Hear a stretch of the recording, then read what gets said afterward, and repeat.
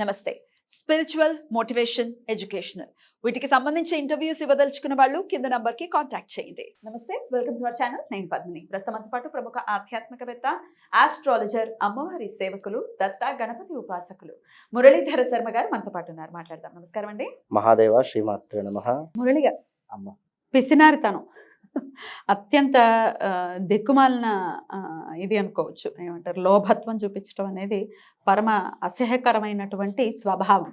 అయితే అది లేనప్పుడు జాగ్రత్త చేసుకోవటానికి, లోభత్వం చూపించడానికి, పిసినారితనం చూపించడానికి చాలా తేడా ఉంటుంది కదా. జాగ్రత్త అనేది ఖచ్చితంగా అందరూ చేసుకోవాల్సిందే. మన ద్రవ్యాన్ని మనం జాగ్రత్త పరచుకోవాలి.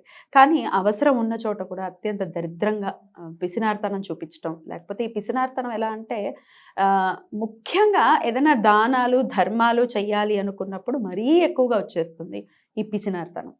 ఇంకా ఎలా ఉద్ధతి పొందుతాం మనం? నెక్స్ట్ దానికి మనం తీసుకెళ్ళాలి కదా, సచ్చితం అని అంటారు కదా, అలా మనం క్యారీ చేయాలి కదా. ఇట్లాంటివి అసలు అట్లాంటివి ఏం లేవు, మనం అంత అవసరం లేదు. ఒక్కసారి అయితే నాకు బాగా తెలిసిన వాళ్ళు ఈ దానాలు ధర్మాలు అవన్నీ ఏం చేయకమ్మా, అవసరం లేదు అని వాళ్ళకున్నది కూడా మనకి చెప్పటం, అది భలే ఆశ్చర్యానికి గురి చేస్తూ ఉంటుంది. సో తను పాడైపోవడమే కాకుండా అవతల వాళ్ళని కూడా పాడు చేసే ప్రయత్నం అనమాట. దీన్ని ఎలా చూస్తారు, ఏం మార్చుకోవాల్సి ఉంటుంది? ఖచ్చితంగా అంటే ఇందులో రెండు రకాలు కూడా చెప్పుకోవచ్చును. మీరు అన్నటువంటి దాంట్లో రేపటి తరాని కోసము మరి వీరు జమ చేసి, అంటే క్యాష్ను కావచ్చును, ఏదైనా కూడా జమ చేస్తున్నారా, లేదా వీరి పుట్టుకతోనే వీరి యొక్క పరిస్థితి ఇంతేనా, అంటే జ్ఞానం అనేటువంటిది లేదా, అంటే ఏం చేస్తే ఏం ఫలితం వస్తుంది అనేటువంటి ఆలోచన కానీ, అసలు ఈ దానం అనేటువంటి విషయాన్నే ఒకసారి చూసుకుందాం చిన్నగా. నా కళ్ళ ముందు గత ఒక 15-20 డేస్ ముందు జరిగినటువంటి సంఘటనే ఇది. ఉదాహరణగా నేను చెప్తాను.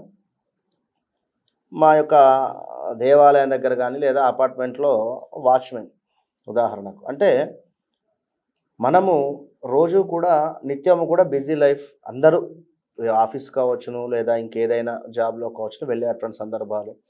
ఇవాళ రేపు రోడ్స్ కొన్ని గల్లీలోకి వెళితే రోడ్స్ చిన్నగానే ఉంటుంది కనుక కార్లు రోడ్డు పైనే కాస్త నైట్ టైంలో పెట్టేసుకొని పడుకునేటువంటి పరిస్థితి. కార్ అయితే ఇంట్లో పెట్టేటువంటి పరిస్థితి లేదు. ఆ విధంగా వారు ఇంటి ముందు కార్ పార్క్ చేసుకొని ఉన్నారు.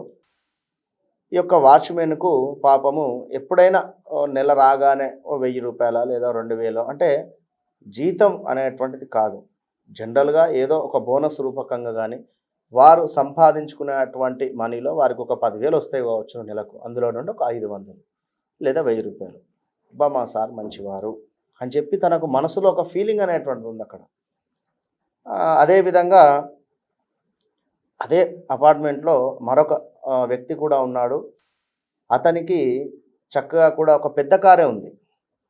మరి అతను ఇతని జీతం ఎంత అయితే ఉందో అంత మట్టుకే ఇచ్చేటువంటి పరిస్థితి, ఏది కూడా ఎప్పుడు కూడా 1 రూపాయి ఇచ్చేటువంటి పరిస్థితి లేదు పాపము. కానీ ఇంకా దబాయించడం ఎక్కువ.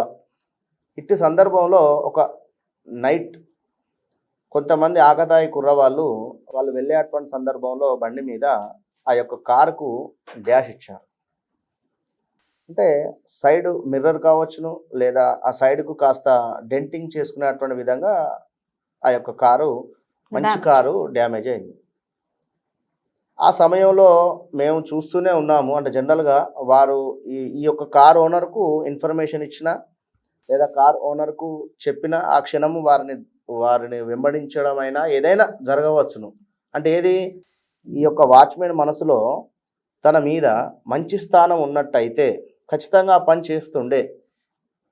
ఇదే సందర్భాన్ని మరొక విషయంగా కూడా చెప్తాను. ఇంకొక కారు, దానికి ఒక ఆటో అతను డ్యాష్ ఇచ్చి వెళ్ళిపోతూ ఉన్నాడు. నేను చూస్తూ ఉన్నాను.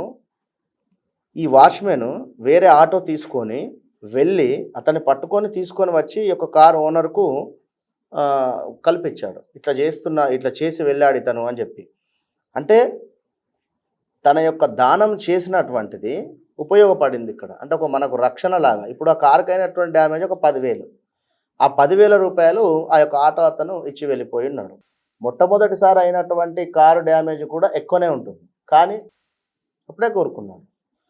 కనుక ఎప్పుడైనా కూడా మనం చేసేటువంటి దానము ముందు మనము మన కింద పని చేసేటువంటి వారికి కానీ లేదా మన తోటి వారికి కానీ ముందు వారికి మనం దానం చేసుకుని ఒక రక్షణలాగా వారు నిలబడతారు దాన ధర్మాలలో.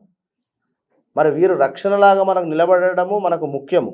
లేదు వీరి కళ్ళ ముందే మనం వేరే అటువంటి వారికి దానం చేసినట్టయితే ఏదో లేని వారికి దానం చేసేటువంటి పరిస్థితి ఉంది, అది వేరు చెప్తాను. ముందు అయితే ఇతను కనుక ఇతనికి ఇచ్చినట్టయితే మంచి ఫలితం మనకు దక్కుతుంది.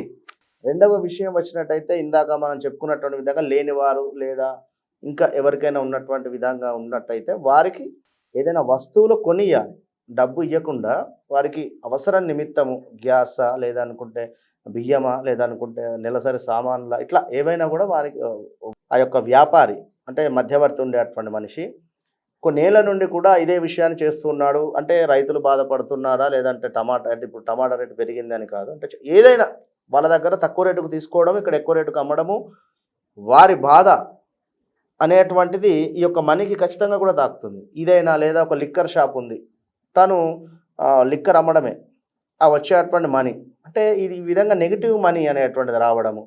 దీనిని పాజిటివ్ పనులు చేసుకొని కడుక్కోవాలి ఖచ్చితంగా కూడా. పాజిటివ్ పనులు ఏమిటి? ఇందాక చెప్పినటువంటి దానాలు ఏదైనా కూడా ఇది అవసరం ఇప్పుడున్నటువంటి కలియుగంలో 100% కూడా. కనుక మీరు లేదు ఒక పుణ్యక్షేత్రాలు పెడతారా లేదా తీర్థయాత్రలు పెడతారా లేదు ఎవరికైనా బ్రాహ్మణులకు ఇస్తారా, అది వేరు, ఇచ్చేసేయండి మీరు. కానీ ముందు మనల్ని నమ్ముకున్నటువంటి వారు కానీ మన కింద స్థాయి ఉండేటువంటి వారిని ఖచ్చితంగా కూడా మనం గుర్తించుకోవాలి. పీసినారితనము అనేటువంటిది అవసరమే, కానీ అది మనన్నే తినేస్తుంది, అది మన క్యారెక్టర్ను చంపుతుంది అనేటువంటి సందర్భంలో దాని నుండి బయటికి రావాలి ఖచ్చితంగా కూడా. వచ్చి మంచిగా కూడా పాజిటివ్ పనులు చేసుకుంటూ ఉంటే మనకు ఆ ఎంత డబ్బు అయితే ఉందో అంతకు రెట్టింపు అవుతుంది 100% కూడా. ఇప్పుడు ఎందుకు ఇప్పుడు అందరూ కూడా ఈ తీర్థయాత్రలకు వెళ్ళడం కానీ అన్నదానాలు చేయడం కానీ లేదా ఏదైనా హాస్పిటలైజ్డ్ ఉన్నటువంటి వారికి కానీ సహాయం కానీ వీరందరూ ఎందుకు చేసుకుంటారు? వారికి ఆ జ్ఞానం ఉంది కనుకనే చేసుకుంటున్నారు. కనుక మీరు కూడా ఈ యొక్క పీసినారితనం అనేటువంటిది ఇంకోటో ఏదో చేసుకోవడం అలవాటు చేసుకోవాలి కదా ఖచ్చితంగా. పిల్లలు దాని వలన ఒక వారి అభివృద్ధిలో ఒక ధోరణి ఏర్పడుతుంది ఖచ్చితంగా కూడా, ఒక మార్పు వస్తుంది, 100% వస్తుంది మార్పు. లేదు ఎవరిని అంటే ఎవరైనా పిలుద్దాము లేదు అనేటువంటి వారు ఇంట్లో హోమం వారే చేసుకోవచ్చు. ఇప్పుడు మనకు పూజా సామాగ్రి సెంటర్లలో ఇనుపవి దొరుకుతున్నవి, వాటిని తెచ్చుకొని చక్కగా కూడా ఇంట్లో పెట్టేసుకొని మీ ఫ్యామిలీ అందరూ కూడా చక్కగా కూర్చొని ఆవు పిడకను చక్కగా కూడా నెయ్యి వేసి దాని మీద ఆ యొక్క మనకు హోమగుండం మధ్యలో పెట్టేసి సమిధలు మనకు మార్కెట్లో అందుబాటులో ఉన్నవి సమిధలు కూడా దొరుకుతూ ఉన్నవి. చక్కగా కూడా ఒక 2-3 కట్టల సమిధలు తెచ్చుకొని ఈ యొక్క నేతిలో ఓం నమ శివాయ అని చెప్పి ముంచుకుంటూ అందులో వేసేసేయండి. నెయ్యిలో ఆ యొక్క ముంచడం అది యొక్క వేసేయడం అంతే సరిపోతుంది. లేదు ఓం నారాయణాయ నమః లేదు ఓం లక్ష్మీ నమః, మీకు తోచింది మీరు ఇట్లా ఒక 1 year చేయండి, నెలకొకసారి. అద్భుతమైనటువంటి మార్పు మీ ఇంట్లోనే ఉంటుంది తప్పకుండా. చాలా చక్కగా వివరించారండి. Thank you so much. నమస్తే. మహాదేవ శ్రీమాత.